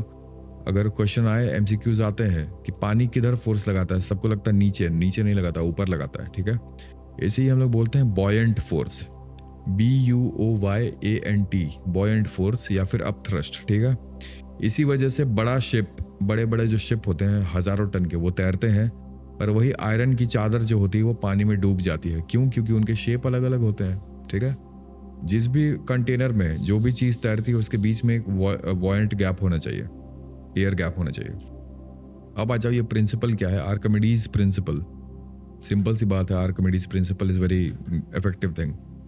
जब भी कोई ऑब्जेक्ट पूरा या आधा किसी लिक्विड, पानी या दूध में डूबता है, किसी भी चीज, कोई भी लिक्विड में, कोई भी ऑब्जेक्ट पूरा या फिर आधा पानी में डूबता है तो उस पर ऊपर की तरफ एक फोर्स लगती है, ठीक है, जो डिस्प्लेस्ड लिक्विड के वेट से के बराबर होता है। अब मान लीजिए ये कंटेनर है, ठीक है, इसमें मैंने ये पूरा पानी भरा हुआ है यहाँ तक, इसमें मैंने मान लीजिए एसी का रिमोट डाला, नहीं डाल सकता हूँ, पूरा कॉफ़ी अंदर डाला, ठीक है, तो इसके वेट के बराबर ये पानी बाहर निकलेगा। आपको क्या लगता है कि इससे पानी गिरता है, कितना पानी गिरता है? पानी उतना ही गिरेगा बाहर जितना इसका वेट अंदर गया, ठीक है। जितना पार्ट, मान लीजिए इस पूरे एसी के रिमोट का 100 ग्राम वेट है, ठीक है, और इसमें 100 ml पानी है और ये 5 ग्राम अंदर गया इसके, ठीक है, इतना एरिया गया, इस एरिया का वेट था 5 ग्राम, तो इससे 5 ml पानी बाहर निकलेगा। समझे? इस तरीके से काम करती है बॉयंसी, याद रखिएगा, ठीक है। तो आर्किमिडीज प्रिंसिपल यही होता है कि जब भी कोई ऑब्जेक्ट पूरा या फिर आधा पानी के अंदर या फिर किसी भी लिक्विड के अंदर जाता है तो उस पे ऊपर से एक फोर्स लगती है जो डिस्प्लेस लिक्विड, मतलब जो जितना पानी बाहर निकला उसी पानी के बराबर होता है। अगर आपको ये कैलकुलेट करना है कि इस एसी के रिमोट पे कितना फोर्स लगा इस पानी के द्वारा, तो आप कैसे कैलकुलेट करोगे जानते हो? जितना लिक्विड पानी गिरा, इसे ही हम लोग बोलते हैं आर्किमिडीज प्रिंसिपल। सिंपल सा चीज़ है। अब एग्जाम्पल देता हूँ तो आपको समझ में आएगा एक और। इसी से शिप्स बनते हैं, ठीक है, और हाइड्रोमीटर या फिर लैक्टोमीटर काम करता है। हाइड्रोमीटर एक इंस्ट्रूमेंट है, पढ़िएगा इसके बारे में, ठीक है। ये नापता है कि कितना पानी वानी बाहर गया ऐसा वैसा, ठीक है। अब आ जाइए एक सिंपल सा चीज पढ़ा जाए, फ्रिक्शन। फ्रिक्शन क्या है यार? फ्रिक्शन, टाइप्स ऑफ फ्रिक्शन पहले बताऊंगा, पहले फ्रिक्शन क्या है ये जान लीजिए। फ्रिक्शन का मतलब होता है जब भी कोई चीज दूसरी चीज पे मूव करती है। ये रिमोट और फोन रगड़ो, इनके बीच में घर्षण हो रहा है, इसे हम लोग बोलते हैं फ्रिक्शन, ठीक है। तो सरफेस उसके अगेंस्ट, दोनों सरफेस इसके अगेंस्ट एक फोर्स लगाती है और यही होता है फ्रिक्शन, ठीक है। जैसे कि आप पेंसिल से लिखते हो, लिखता क्यों है? ग्राफाइट होता है पेंसिल के सामने निब पे, वो होता है फ्रिक्शन लगाता है। कार रुकती क्यों है? चलती कार, फ्रिक्शन की वजह से। चलना, हम लोग चलते हैं, वो भी फ्रिक्शन है। सब में फ्रिक्शन है, जिस भी चीज में मूवमेंट है उस चीज में फ्रिक्शन है, ठीक है। ये सारी चीजें फ्रिक्शन से ही पॉसिबल होती है। अब 3 टाइप के फ्रिक्शन होते हैं, ध्यान से सुनिए। स्टैटिक फ्रिक्शन, स्लाइडिंग फ्रिक्शन और रोलिंग फ्रिक्शन। आपको नाम से ही समझ में आ गया ये तीनों क्या होते हैं, पर सुन लीजिए फिर भी। स्टैटिक फ्रिक्शन मतलब अगर किसी चीज को स्टार्ट करने के लिए कोई चीज रेस्ट पे है तो उसे हम लोग धक्का देते हैं, ठीक है। और धक्का देने के लिए, स्टार्ट करने के लिए हम लोग उस चीज पे एक फोर्स लगाते हैं और वही होता है स्टैटिक फ्रिक्शन, ठीक है। और ये सबसे ज्यादा होता है, याद रखिएगा। स्लाइडिंग फ्रिक्शन क्या होता है?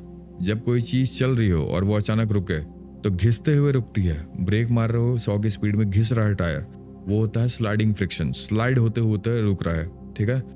स्लाइडिंग फ्रिक्शन स्टैटिक फ्रिक्शन से ज्यादा होता है। इसका मतलब स्लाइडिंग फ्रिक्शन जो होता है वो स्टैटिक फ्रिक्शन से कम होता है, याद रखिएगा। और रोलिंग फ्रिक्शन क्या होता है? जब ऑब्जेक्ट रोल हो रहा हो, ठीक है, मान लीजिए रील बोल रहा हूँ, व्हील्स, चक्के, ठीक है, तो पेंसिल के ऊपर आप बुक रोल कर रहे हो, ठीक है, तो ये रोलिंग फ्रिक्शन का एग्जांपल है, ठीक है। तो ये सबसे कम होता है, दोनों से कम होता है। स्टैटिक सबसे ज्यादा, स्लाइडिंग दोनों के बीच में, और रोलिंग सबसे कम, ठीक है। फ्रिक्शन के फायदे क्या होते हैं?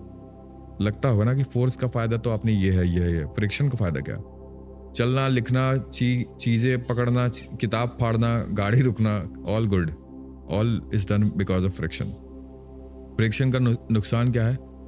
टायर घिसता है, ब्रेक शू पैड घिसता है, शूज घिसते हैं, ठीक है, टायर गर्म होना, मशीनें गर्म होना, पार्ट्स जल्दी खराब हो जाते हैं, ये सब फ्रिक्शन के नुकसान है। अब एक और आखिरी चीज मैं आपको बताना चाहता हूं, फ्लूइड फ्रिक्शन। फ्लूइड फ्रिक्शन क्या होता है? पानी या हवा भी फ्रिक्शन क्रिएट करती है। अगर आपको नहीं पता तो पता होगा ही। आप बाइक चलाते हो, आप देखते हो कि फ्रिक्शन ज्यादा लगता है जब आप एकदम सीधे बैठे रहते हो और लेट के चलाते हो। मोटो जीपी की रेसर्स जो होते हैं, बाइक रेसर्स, वो झुक के चलाते हैं गाड़ी, ठीक है। क्यों? क्योंकि फ्रिक्शन कम लगता है, ठीक है। बर्ड्स जो होती हैं, तितली नहीं, बर्ड, चिड़िया, फिर फिश, इनकी पीछे एक्वेरियम में फिशेस जो है, इनकी स्ट्रीमलाइंड बॉडी होती है, ठीक है। स्ट्रीमलाइंड मतलब एकदम कर्व, सुंदर सा महिला की तरह कर्व, एक तो पतली और पॉइंटेड होती है ताकि कम फ्रिक्शन हो और वो आसानी से मूव कर सके, उन्हें ज्यादा फोर्स ना लगाना पड़े, ठीक है। याद रखिएगा इस चीज को। चलिए, कोई भी क्वेश्चन है, कोई भी क्वेरी है किसी भी चीज के बारे में, सिंपल सी बात आपको बताता हूँ, पूछ लीजिए। कोई भी क्वेरी है आपके पास तो पूछ लीजिए, Now we are proceeding to MCQs. Alright, ladies and gentlemen, please sit tight. रीढ़ की हड्डी सीधी कर लीजिए दोबारा. अब हम लोग चलते हैं MCQs के तरफ. Alright. चलिए पेन पेपर ले लीजिए दोबारा. अब हम लोग पढ़ेंगे MCQs. Alright. देखो, क्वेश्चन नंबर 1 की अगर मैं बात करूं, सुनिए ध्यान से. When you try to push a heavy cupboard, अगर आप किसी भारी कबर्ड को पुश करने की कोशिश करते हैं, तो you need more force to start moving it than to keep it sliding. Which type of friction is higher here? ध्यान से पढ़िए question. You need more force to start moving it than to keep it sliding. मतलब क्या? जब एक 100 kilo का cupboard है, आपको उसे हिलाने के लिए, स्टार्टिंग में बस थोड़ा सा हिलाने के लिए बहुत ज़्यादा फोर्स लगाना पड़ेगा, पर जब वो एक बार हिलना शुरू हो जाता है तो आपको कम फोर्स लगाना पड़ेगा. क्यों? किस फोर्स की वजह से, किस फ्रिक्शन की वजह से? तो इस स्टेटमेंट में which type of friction is higher here, कौन से टाइप का फ्रिक्शन सबसे ज्यादा हायर है, बताइए. ऑप्शन ए, बी, सी या फिर डी. मैंने अभी आपको क्या बात समझा था कि सुनिए, इसका ऑप्शन होगा स्टैटिक फ्रिक्शन. मैंने आपको क्या बताया था कि स्टैटिक फ्रिक्शन सबसे ज्यादा होता है, पर क्यों ज्यादा होता है? मैंने आपको बोला था कि वो तब लगाया जाता है जब किसी चीज को हिलाना हो, किसी ऑब्जेक्ट को हिलाना हो, ठीक है, तभी स्टैटिक फ्रिक्शन काम करता है. ठीक है, जब ऑब्जेक्ट रेस्ट पे होता है ना, तो स्टैटिक फ्रिक्शन सबसे ज्यादा होती है. ठीक है, स्टैटिक फ्रिक्शन उस बॉडी में सबसे ज्यादा है. 100 किलो है तो 100 किलो फोर्स भी तो लगाएगा जमीन उसके ऊपर. ठीक है, तो जब बॉडी मूव हो जाती है तो स्लाइडिंग फ्रिक्शन लगना शुरू हो जाता है. स्टैटिक फ्रिक्शन का बैरियर ब्रेक हो गया, स्लाइडिंग फ्रिक्शन लगता है, तो इसलिए स्टैटिक से वो कम होता है. तो सबसे ज्यादा कौन सा होता है? Static friction. ठीक है, एकदम सिंपल सा बात है. अब आ जाइए सेकंड क्वेश्चन पे. सेकंड क्वेश्चन क्या है? Why does a sharp knife cut objects more easily than a blunt knife even if the same force is applied? Sharp knife जो होता है, तेज धार चाकू, एक ब्लंट नाइफ कम शार्प चाकू से आसानी से क्यों काट देता है जबकि सेम फोर्स लगा रहे तो भी? ऑप्शंस पढ़िए, देखो ऑप्शंस पढ़िए, फिर सोचिए, थोड़ा दिमाग लगाइए. ऑप्शन ए, बी, सी या फिर डी. देखिए, पॉज कर लीजिए अगर आपको करना है तो. ठीक है, इसका सही जवाब होगा option B. The sharp knife has a smaller area of contact. मैंने आपको क्या बताया था? प्रेशर इज, जैसी बात हो रही है फोर्स की और प्रेशर की, ठीक है, तो pressure is equal to, formula क्या होता है? Force upon area. आपको ये बात पता है कि जब आपने धार किसी चाकू की तेज कर दी तो एकदम उसका पॉइंट हो जाता है. ठीक है, पॉइंटेड हो जाता है. तो पॉइंट ज़्यादा लगाओगे, पॉइंटेड जितना रहेगा तो वो ज़्यादा फोर्स लगाएगा. ठीक है, एक कम एरिया पे वो फोर्स लगेगा और जल्दी कटेगा वो. ठीक है, इसीलिए ये होता है. जितना ज़्यादा फोर्स रहेगा उतना कम, जितना ज़्यादा एरिया रहेगा उतना ज़्यादा फोर्स लगेगा, जितना कम एरिया रहेगा उतना कम फोर्स लगता है. ठीक है, a smaller area produces higher pressure. एक स्मॉल एरिया प्रोड्यूस करता है ज़्यादा प्रेशर को with the same force, making cutting easier. ठीक है, थर्ड पॉइंट पे आ जाइए. बॉयंसी से ये सवाल है. An iron ship floats on water while a small piece of iron sinks. एक बड़ा सा जहाज, शिप, तैरता है पानी में, पर एक छोटा सा आयरन डूब जाता है. क्यों? आपको मैंने क्या बताया था, याद करिए. मैंने आपको बोला था ना कि कोई भी चीज़ तैरेगी जब तक उसके अंदर एक गैप है, हवा का गैप है, एयर गैप. ठीक है, तो option B is the correct answer. The ship is hollow and its average density is less than water. ठीक है, option A will be the correct answer. सुनो इसका explanation. The ship displaces more water and the overall average density is less than that of the water, so it floats. A small iron piece is denser than water, so it sinks. जो छोटा सा पत्थर या फिर लोहा का जो है ना, वो डेंस होता है पानी से ज्यादा. समझ गए? सिंपल सी बात है. फ्लूइड फ्रिक्शन के बारे में नेक्स्ट सवाल दे रहा हूं. Birds have streamlined body. अभी आपको समझा था मछली और चिड़ियों के बारे में. This helps them to. Bird का जो स्ट्रीमलाइन बॉडी है वो क्यों हेल्प करता है उन्हें? क्यों हेल्प करता है बताओ? ऑप्शन ए, बी, सी या फिर डी. चूज करो. 5 सेकंड दे रहा हूं. 1, 2, 3, 4, 5. देखो, option B will be the correct answer. किस चीज में हेल्प करता है? एयर रेजिस्टेंस को कम करने के लिए. ठीक है, स्ट्रीमलैंड जो शेप होता है वो एयर ड्रैग को या फिर एयर रेजिस्टेंस को रिड्यूस करता है, ठीक है, बर्ड्स को हाई स्पीड में या फिर बहुत आसानी से उड़ने में मदद करने के लिए, ठीक है। एटमॉस्फेरिक प्रेशर पे ये सवाल है, why don't we feel the huge atmospheric pressure acting on our bodies. हम लोग अपने ऊपर एटमॉस्फेरिक प्रेशर क्यों नहीं फील कर पाते हैं, बताइए। ऑप्शन ए, बी, सी या फिर डी, बताइए। 5-10 सेकंड ले लीजिए, बताइए। ऑप्शन ए, बी, सी या फिर डी। देखो सुनो, option B will be the correct answer. हमारे अंदर के जो बॉडी का प्रेशर है वो उतना ही बाहर के एटमॉस्फेरिक प्रेशर के बराबर हमारे बॉडी भी अंदर से प्रेशर लगाता है, तो दोनों बैलेंस हो जाते हैं, ठीक है। इसीलिए हम लोग कुछ फील नहीं करते हैं। एक एग्जांपल मैं देना चाहता हूँ। अगर मान लीजिए कोई 10 किलो का ऑब्जेक्ट है, ठीक है, उस पर मैं इधर से राइट हैंड साइड से 10 किलो का फोर्स लगा रहा हूँ, क्या वो ऑब्जेक्ट मूव करेगा? हाँ या ना बताइए। कोई 10 किलो का ऑब्जेक्ट है, ठीक है, और मैं राइट हैंड साइड से फोर्स लगा रहा हूँ, एकदम परपेंडिकुलर फोर्स लगा रहा हूँ उस पर, तो क्या वो ऑब्जेक्ट मूव करेगा? हाँ या ना? नहीं करेगा, क्योंकि 10 किलो का ऑब्जेक्ट और मैं 10 न्यूटन का फोर्स लगा रहा हूँ, तो वो दोनों बैलेंस हो गया, कट कर गया, ठीक है। पर जैसे ही मैं 10.1 पे चला जाता हूँ तो वो ऑब्जेक्ट मूव करना शुरू हो जाएगा। स्टैटिक फ्रिक्शन का बैरियर टूट गया, ठीक है, स्टैटिक फ्रिक्शन का बैरियर टूट गया और इसलिए वो बॉडी मूव करना शुरू हो जाएगा। और जैसे जैसे आप फोर्स बढ़ाओगे वैसे वैसे वो गति पकड़ते रहेगी। समझ गए? यही था, सिंपल सा, सारा कंसेप्ट खत्म हो गया work, pressure, power and energy का। ऑलराइट, 5 सवाल मैं आपके लिए लेके आया हूँ। 10 सवाल मैंने लेक्चर के बीच में कराए हैं और 5 सवाल मैं आपके लिए और लेके आया हूँ। लेक्चर अगर आपको पसंद आया तो प्लीज़ लाइक कर दीजिएगा, चैनल को सब्सक्राइब कर दीजिए, साथ में मेरे पढ़िए, रोज़ क्लासेस होंगी। ऑलराइट, आई होप आपको समझ में आया हुआ यार। बहुत मेहनत कर रहा हूँ, रात के 3 बजे लेक्चर रिकॉर्ड कर रहा हूँ, इसलिए थोड़ी आंखें मेरी भारी हो रही हैं। जो आदमी 4:26 पे सुबह उठ रहा है वो 3 बजे लेक्चर रिकॉर्ड कर रहा है, सोचिए कब सोऊंगा, कब उठूंगा, अपना भी पढ़ना है। आओ 5 सवाल और ले लो, होमवर्क है, ये सवाल है, करिए इसको, स्क्रीनशॉट ले लीजिए, सॉल्व करिएगा। न्यूमेरिकल है 6, 7, आर्किमिडीज प्रिंसिपल पे ये सवाल है, ये सवाल बिल्कुल करिएगा। 8वां सवाल ये है, which of the following is not a non contact force. Non contact force मैंने पढ़ाया है, ठीक है। Drag experienced bye a fish, ये सवाल ले लीजिए। और 10वां सवाल, हाँ ये ले लीजिए। ये 5 सवाल के जवाब आप मुझे दे दीजिएगा। ऑलराइट, आज का हमारा और आपका साथ यहीं तक था। आज का लेक्चर ख़त्म। आप सभी का दिन मंगलमय और शुभ रहे। फिजिक्स का हो चुका है शुरुआत, साइंस का बहुत ही इंटरेस्टिंग सब्जेक्ट है, बहुत अच्छे तरीके से पढ़िएगा। इस बार करना है बीपीएससी यार, इस बार ऑफिसर बनिए, ठीक है। सीजीएल क्रैक करिए, यूपीएससी क्रैक करिए, एग्जाम करिए मेरे साथ, ठीक है। आरआरबी क्रैक करिए, पढ़िए मुझसे, कहीं जाने की जरूरत नहीं पड़ेगी आपके, ठीक है।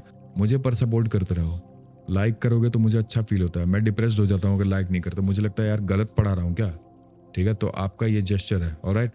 और कमेंट करते रहा करिए कि आपको अगर कुछ समझ में ना आया तो कमेंट में बातचीत ही कर लिया करो, हाय सर कैसे हो, ठीक है। तो मैं इधर से कमेंट करता हूँ, ऑलराइट। चलो पेन पेपर रख दीजिए, अब आराम से रिलैक्स करिए, उसके बाद ये एमसीक्यूज करेगा, फिर रेस्ट करेगा, फिर दोबारा हम लोग पढ़ेंगे।